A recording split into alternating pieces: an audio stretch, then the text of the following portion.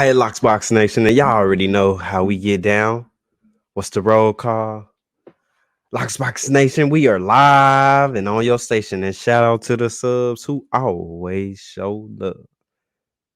And as you know, this is the Dallas Mavs Tap In Show, and the losing streak has been snapped. The losing streak has been snapped. We're back, baby. We got Dante Exum party. Yeah, you heard about them Jaden Hardy parties, the Hardy party. Well, we got an Exum party going on. The Aussie Bros back out here. Josh Green and Dante Exum. Dante Exum is finding those minutes. Maxey is playing the four a lot more. And then when he's playing in the four, we got a big man behind him, which allows that front court to be amazing. Yeah. We got some twin towers, baby. About time. Maxi Kleber wasn't a five, and we all knew that. But what is the media saying? As we know, Tim Legler has been heavy on Jason Kidd.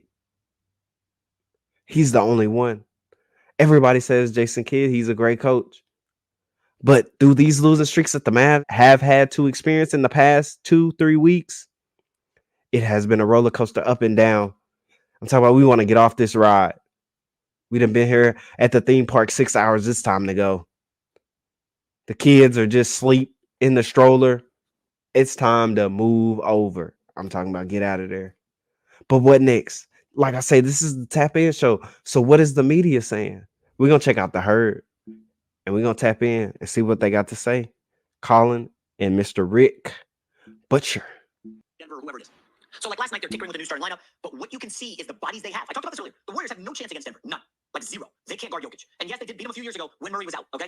That ain't happening this year. Warriors have no chance. The Lakers, Anthony Davis, he can't handle Jokic. He just cannot. Like, go look at the history. Maybe Davis has a good game or a good quarter, but he can't stop him. Phoenix, they got the bruiser and Nurkic.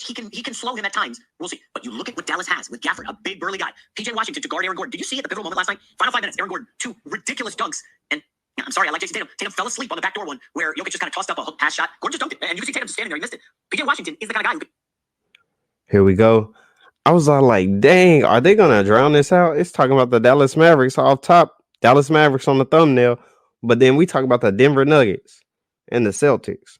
With Gordon, he's better built. And then you got like Luka. And then you got Kyrie Irving, who's been in some battles. I know Kyrie can go sideways. He's had his head on all season. I'm just telling you, right now, the Dallas Mavericks, to me, and I know the record's not there, look like a team best built to hang with Denver in the West. All right, we have Rick Bucher coming in and joining us now. Dallas Mavs. That's what they talking about. They talking about us, baby. We back. We back. We just need the schemes and the effort. You know how they say the defensive effort. It's the third effort. It's the fourth effort. It's after the first 2 to 3 rotations, you're good. But then the one time you slip up. Repetition, guys. We got to get it together. Fox Sports NBA analyst. He's going to probably take shots at my Mavs comments there, but we got a lot to ask him. Rick, how you doing, my man? Well, I'm doing well until I heard that Dallas is going to be the most formidable competition to the Denver Nuggets. But let's have at it, J-Mac, because it wouldn't be a Friday with you if we weren't approaching it that way. So you always got to have a protagonist and an antagonist. We got the antagonist. I'm guessing you're not really feeling that vibe. That Dallas is tinkering now, 20 games left to figure out Gafford and PJ Washington in their front court. We'll see who they match up with. They're probably going to be in the play, but they could sneak to 6. But your thoughts on the Mavs who have sputtered since the All-Star break? Yeah, look, I like the moves that they made. I think that they are better, but are they title contenders? The reason, one of the reasons why I like them early on is because they were taking a lot off of, or at least some off of Luka's plate. His usage rate was down the lowest it's been essentially since he came into the league, and I believe that that's right. Hey, what they talking about? Let's tap back in. For a guy who is built like him, who's not, when we talk about freakish athletes in the league, he's not one of those. And so they're just too Luka dependent, but everything is tilted back the other way. He's now leading outside of Joel Embiid. He's now leading the league as he has the last few years in usage rate. And it's why his numbers have been so impressive. But in the long run, I don't buy that guys that are built like Luka can carry the rate or the weight that we ask some of these guys. Like if you look at. Heavy is the head that wears the crown. Heavy is the head that wears the crown. Type that in the chat. Type that in the comments. Boss players do boss things. Yeah. The Dallas Mavs, we got to be boss players because we doing boss things. No negativity. The guys that are sort of stocky, chunky, big body for their position and are top 10 in usage rate, they're all hurt. Joel Embiid, Donovan Mitchell, Jalen Brunson. So you trying to use the weight thing because everybody's hurt? Come on now. Luka Dončić is the only one who isn't, and based on history, that's something that is just around the corner. So that's why I'm more skeptical about the Dallas Mavericks than anything else. Protagonist, antagonist, y'all. He's played solid. I like the additions, improves them defensively. I just believe that they are too Luka-centric to make a championship run. Let's blend the Mavericks and Celtics into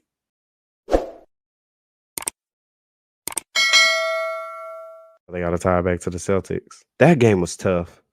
That we were not able to really be prepared for a game that'll punch you in the mouth. Now, do I think we have the talent to go toe to toe with Boston 7-game series? Yes.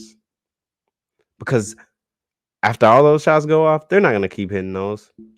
But at the same time, we got people who clutch basket getters. Top team in scoring in the clutch. Who are we? Yeah. At least in the top 3.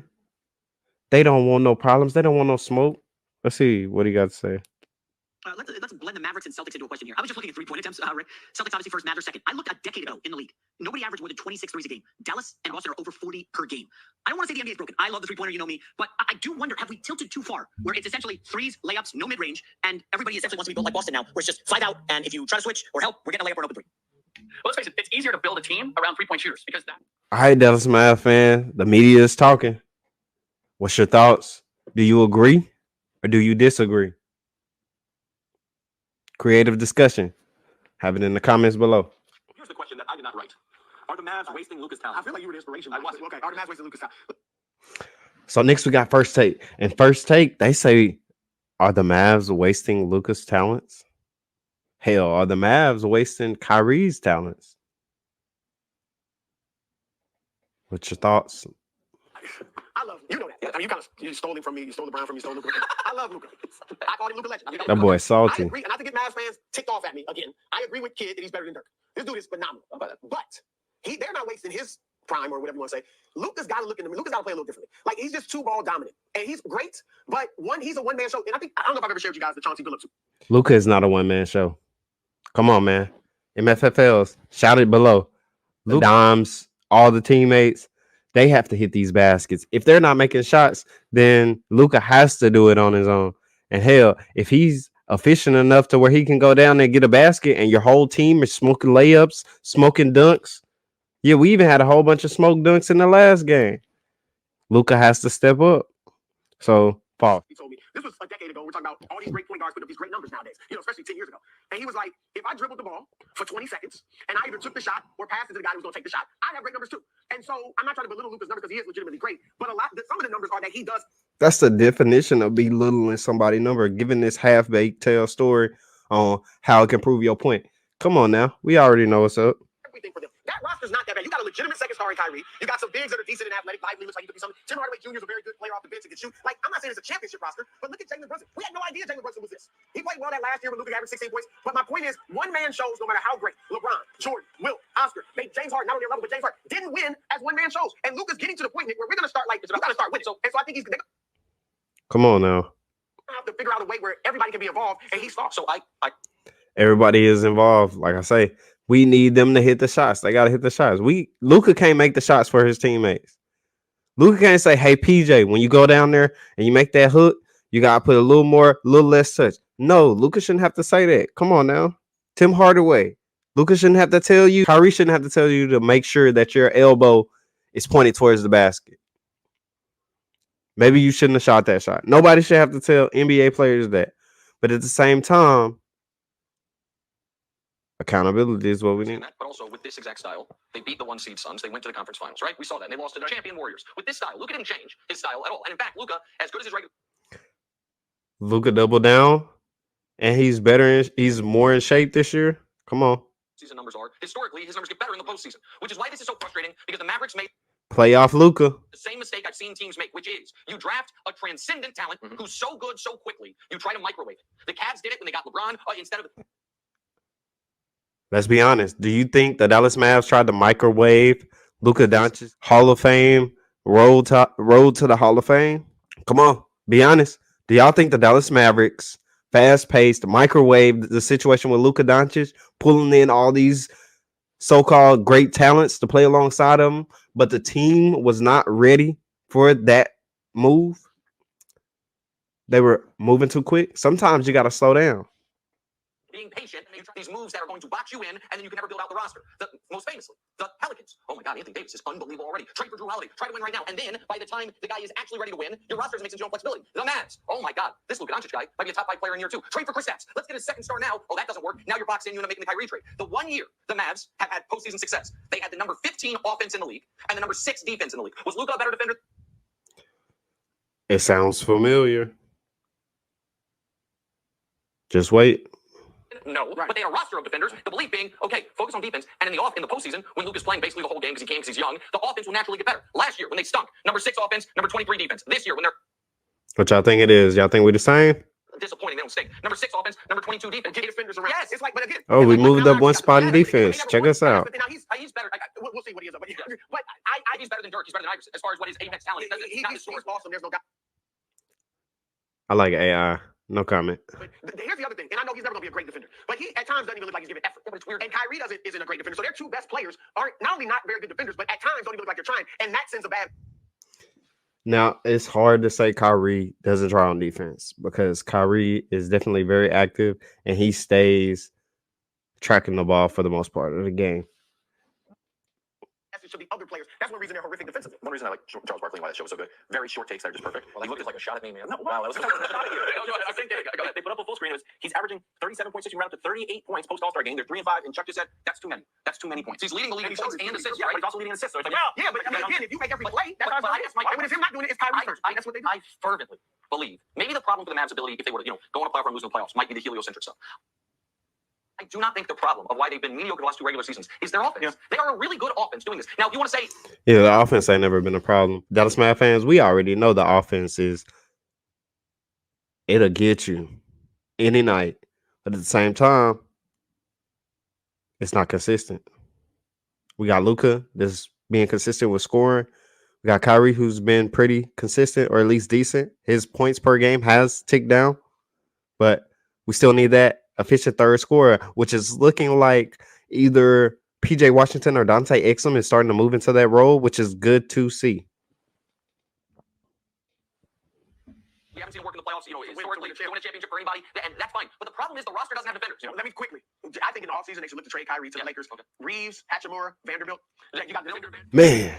So like I said, since this is the Dallas Mavs tap in, what we gonna do today? We tapping in. We tapped into 2 new sources. Yeah. Getting down and dirty about the Dallas Mavs. We got protagonists, antagonists, people for us, people against us, people that are peeking around the corner, and people who are out front with a jersey on, ripping that gear. So MFFLs, when we tap in, we gonna tap all the way in. So what's next? We got a lot to talk about. I want AJ Lawson to get some PT. I know a lot of people want Omax to get in there. They say Omax and AJ should get some PT tonight. If you want to see them get some PT tonight, provided we come in and we execute those defensive schemes, those third and fourth efforts, then we're able to do what we need to do to be able to get those guys some minutes because they definitely gonna need them.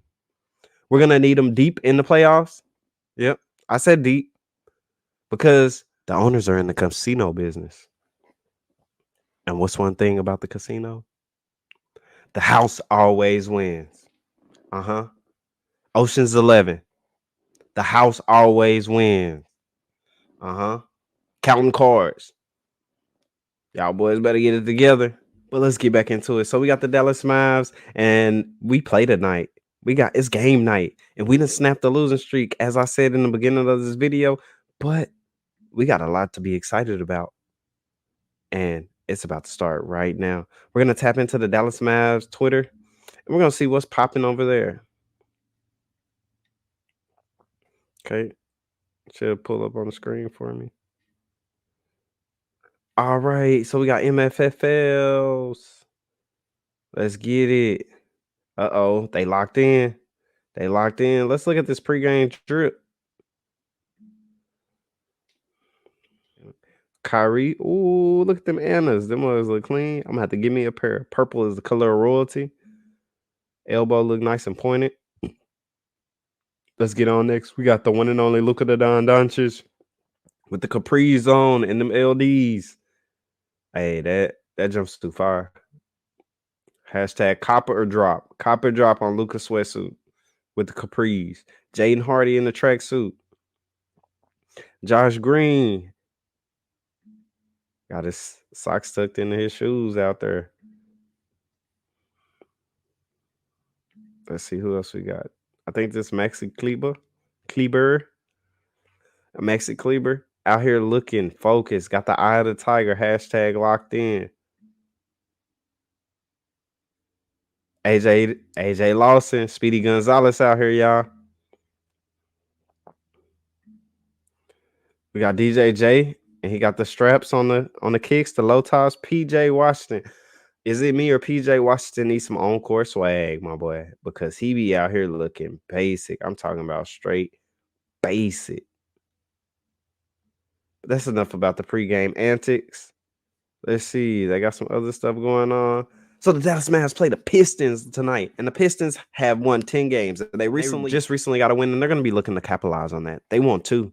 They want to be 11 and whatever else they is.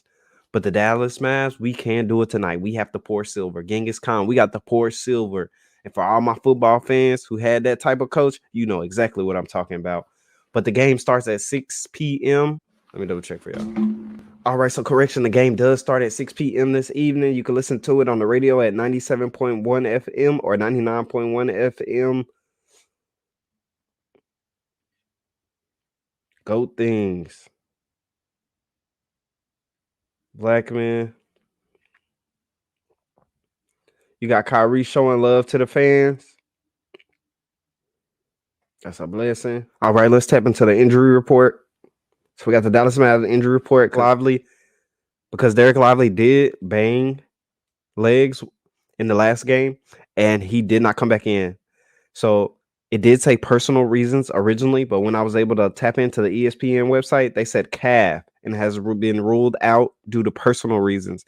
So at first, when it said personal, I just wanted to make sure his family was okay. You know, his mom has had some health issues in the past, but then we got Luka Dončić, who's day to day, and I believe he was questionable with an ankle. But then you're telling me a right elbow sprain. I'm just confused. And I'm pretty sure this is why the Dallas Mavericks fans, we get so upset with these half-baked reports. It's like the patch notes for 2K. Like, you don't let us know nothing. Just this is what it is. It's time to get into the bread and butter. We're going to be going over the points per game, lead scorer, lead assist makers. And just in case you didn't know, Luka Dončić's fourth straight 35-point triple-double sets a record. Yeah. He's already on the road. He's out here doing things, just doing things that shouldn't be done. Luka Dončić records fifth consecutive 30-point triple-double in the Mavs win over the Miami Heat, 114-108, and definitely we needed all those points and all those assists.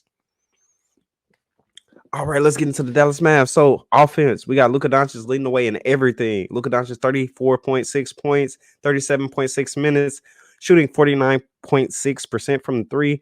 Assists per game, 9.8. That will come up to 10, 34.6 points per game. They just giving me that. I guess turnovers, 3.9. Look, we got to get that down.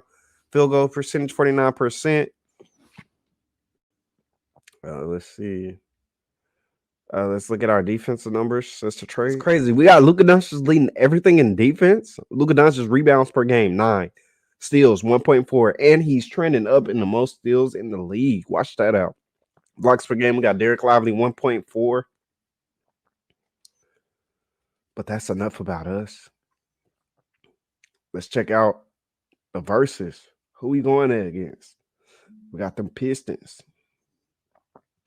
Right, matchup predictor. We are at 85.4%. The Detroit Pistons are at 14.6. It goes without saying. We're predicted to win this game. We're going to be going over the top players for each team. We got Cade Cunningham, who is leading the Detroit Pistons in points per game at 22.4. Then we got rebounds for the Detroit Pistons. Jalen Duren, 11.8 assists, 7.5 with Cade Cunningham. Luka Dončić leading in everything. Points per game, 34.6. Rebounds, 9. And then we got assist, 9.8. That will get up to 10. You know, Luka's a dog. And the team is finally starting to find their rhythm, find their stroke, especially Tim Hardaway. He's coming along. Let's see. Injury report. You got Quentin Grimes. And then we got Luka Dončić. Derek Lively, we already talked about that.